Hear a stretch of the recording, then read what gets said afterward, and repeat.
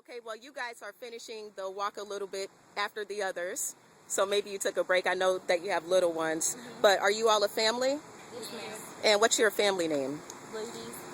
Okay, why did you decide to do this walk today, especially with the little ones? That shows commitment. What made you walk today? For justice. And basically because of the little ones. Like, we look at our little ones and we don't want them to grow up and still go through the prejudice and all that. We want them to be a part of this experience so that when they grow up, we can be showing them that you are in this, making a difference. And we don't want to teach them hate. Okay. Everybody's equal. Stop the hate. And all black males are not the same. Black males are really stereotyped the way they dress. There's bad in every race, black, white, Mexican. And everybody should be treated equally, not by the color of their skin. Treated as one. Okay, you all said in unison, justice.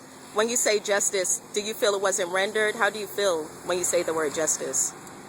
When I say the word justice, I see equality on how we treat everyone. That's how I see justice. And when it goes about, like, talking about the Trayvon case, if the roles were switched, if Trayvon's color was different, or if Trayvon would have shot George Zimmerman, he would have got in trouble. That person, he would have been in jail, but I don't feel like justice was served. And this should have been a win case for the Martin family, because when the 911 dispatcher told Zimmerman to stay in the car, that's what it should have did, let them do their job. So that was all the evidence they needed. But I think this case has taught everyone something good. Regardless of race. Yeah, regardless of race, regardless of the hate, I think it's taught everyone something good. And ma'am, I don't know your age, but you look quite young. Are you a teenager? Yes, I'm 19. And this is my little boy, and this is why I really wanted to bring him out here, because this felt like, to me, another Martin Luther King march. Like we're being involved in another march, and it's just, like, I feel like it's going to be in the history books one day, and I'm going to be able to tell my son, we walked in that. We were a part of that. We were part of the change. So at 19, you were only 2 years apart from Trayvon's age. Is that part of the reason you feel that it affected you so intensely? It really did. It really hit me close, because, you know, that could have been, like, one of my close friends or something.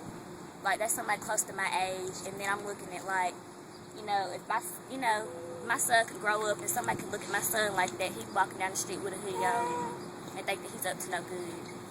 Well, you all mentioned that good can come out of this, and collectively as a family, you're all here today. Have you all marched before, or do you regularly participate in direct action campaigns? This is our first time. So how do you feel that marching today will help in this case in getting justice? I just feel like we're getting our voice heard, and just coming out here, even if it was just a handful of us out here, just coming out here, being seen, knowing that we care about this case. This case is worldwide. And we're not just talking about this case, we're talking about everybody in the situation.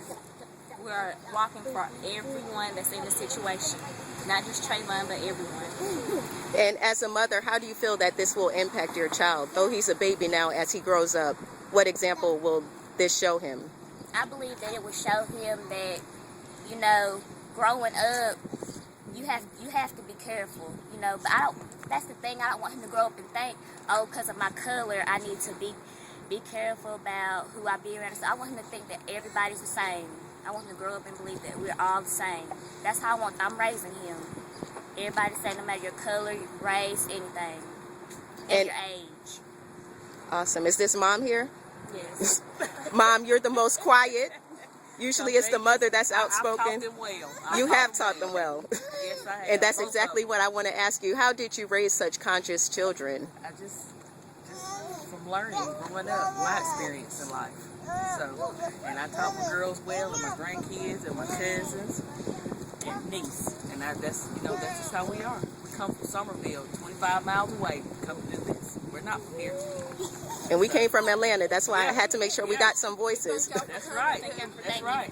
Thank you. Now, what era in American history did you grow up in? Yeah, don't let the little ones. He wants to keep marching. What did you grow up in the 50s, 60s, or 70s? I was born in 1972. Okay, so after the Civil Rights Movement, but I'm sure you may have seen some remnants of it. Did that influence the way that you parented your children? Yes. Now, I'm not going to keep you, but tell me one of the key lessons that you instilled in your kids. Don't judge. Don't judge. Okay. Everybody the same. Is there anything else any of you would like to add? I believe we said it all. All right. Well, great job, Mom. Thank you all.